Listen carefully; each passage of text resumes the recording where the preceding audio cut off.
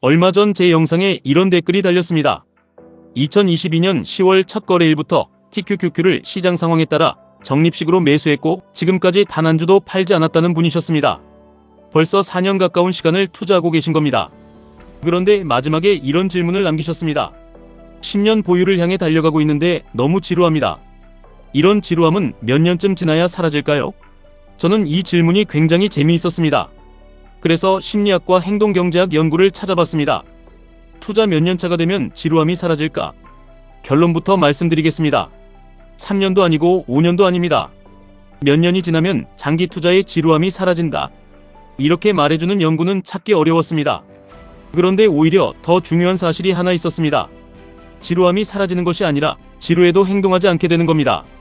저는 이 차이가 장기 투자에서 굉장히 중요하다고 생각합니다. 사람들은 QLD나 TQQQ 장기 투자에서 가장 힘든 순간을 생각하면 대부분 폭락장을 떠올립니다. 마이너스 30%, 마이너스 50%, 레버리지 ETF라면 그보다 훨씬 큰 손실도 경험할 수 있습니다. 그래서 이렇게 생각합니다. 폭락만 견디면 된다. 그런데 몇 년 동안 실제로 투자하다 보면 전혀 다른 적이 나타납니다. 바로 지루함입니다. 월급이 들어옵니다. 이번 달에도 삽니다. 다음 달에도 삽니다.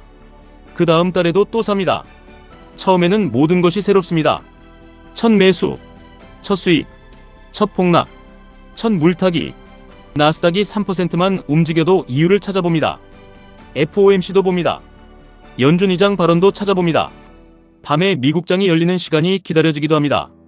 그런데 1년이 지나고 2년이 지나고 3년이 지나갑니다. 하다 보니 알게 됩니다. 내가 해야 할 행동은 생각보다 별것 없습니다. 사고, 기다리고, 또 사는 것. 바로 그때 머릿속에서 이상한 생각이 시작됩니다. 이렇게만 해도 되는 건가? 뭔가 더 해야 하지 않을까? 현금을 더 넣어볼까? TQQQ 비중을 높여볼까? 요즘 잘 나가는 종목으로 갈아타볼까? 저는 오히려 이 순간이 상당히 위험하다고 생각합니다. 심리학에서 지루함을 연구한 웨스트게이트와 윌슨의 연구를 보면 지루함은 단순히 할 일이 없어서 생기는 감정만은 아닙니다. 우리가 어떤 활동에 제대로 몰입하지 못하거나 그 행동에서 충분한 의미를 느끼지 못할 때도 나타날 수 있습니다. 장기 투자에 대입해보면 이런 겁니다. 나는 매달 똑같은 행동을 하고 있는데 정말 이게 맞는 건가? 그리고 여기서부터 투자자는 새로운 자극을 찾기 시작합니다. 제가 여러 연구를 투자에 대입해서 이해하기 쉽게 정리해보면 장기 투자자의 심리는 크게 세 구간을 지나가는 것처럼 보입니다. 물론 논문에서 투자자를 공식적으로 이렇게 세 단계로 분류했다는 뜻은 아닙니다. 제가 설명을 위해 단순하게 나눠보는 겁니다. 첫 번째, 흥분의 구간입니다. 투자를 처음 시작했을 때입니다. 100만 원을 삽니다. 수익률을 확인합니다. 1%만 올라도 기분이 좋습니다. 3% 떨어지면 뉴스를 찾아봅니다. 모든 움직임에 이유가 있는 것 같습니다. 투자가 하나의 이벤트입니다. 그런데 시간이 지나면 두 번째 구간이 찾아옵니다. 지루함의 구간입니다. 이미 상승장도 봤습니다. 하락장도 봤습니다. 금리 이야기도 들어봤고 경기 침체 이야기도 들어봤고 거품 이야기 역시 수없이 들어봤습니다. 그런데 이번 달에도 내가 할 일은 똑같습니다. 월급날이 옵니다. 삽니다. 그리고 기다립니다. 여기서 가장 위험한 유혹이 시작됩니다. QLD가 지루합니다. 그래서 TQQQ를 더 삽니다. 그것도 지루해집니다. 개별주를 찾습니다. 또 지루해집니다. 단타를 시작합니다. 그리고 더 강한 자극을 찾습니다. 어느 순간부터 돈을 벌기 위해 투자하는 것이 아니라 투자에서 재미를 얻기 위해 거래하고 있을 수도 있습니다. 여기서 재미있는 심리학 실험이 하나 있습니다. 사람들에게 영상을 보게 하면서 자유롭게 영상을 넘기거나 빨리 감을 수 있도록 했습니다. 사람들은 재미없는 영상을 계속 바꾸면 덜 지루할 것이라고 생각했습니다. 그런데 결과는 반대였습니다. 계속 영상을 넘기고 바꾼 사람들이 오히려 더 지루했고 몰입감과 만족감도 떨어졌습니다. 물론 주식 투자 연구는 아닙니다. 하지만 장기 투자자에게는 상당히 의미 있는 힌트를 줍니다. 지루해서 무언가를 계속 바꾸면 지루함이 해결될 것 같지만 오히려 더 강한 자극이 필요한 사람이 될 수도 있다는 겁니다. 그리고 금융시장에서도 비슷한 모습이 발견됩니다. 바버와 ODEAN이 개인 투자자들의 실제 계좌를 분석한 유명한 연구에서는 거래를 가장 활발하게 한 투자자들의 성과가 거래가 적었던 투자자들보다 낮았습니다. 물론 당시와 지금은 수수료와 시장 환경이 다릅니다. 그래도 메시지는 생각해 볼 만합니다. 계속 뭔가를 한다고 해서 투자를 더 잘하고 있는 것은 아닙니다. 여기에 행동경제학의 유명한 개념 하나를 더 생각해 볼 필요가 있습니다. 근시안적 손실회피, 마이아픽 로스 어버전입니다. 쉽게 이야기해 보겠습니다. 나는 분명 10년 뒤를 보고 투자한다고 말했습니다. 그런데 계좌는 매일 확인합니다. 오늘 마이너스 2%, 내일 마이너스 3%, 다음 주 마이너스 5%.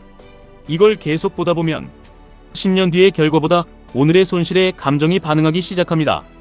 결국 머리로는 10년 투자자인데 감정은 하루짜리 투자자가 되는 겁니다. 그래서 장기 투자에서는 보유기간만 길게 잡는다고 끝나는 것이 아닙니다. 내 투자를 평가하는 시간의 단위도 길어져야 합니다.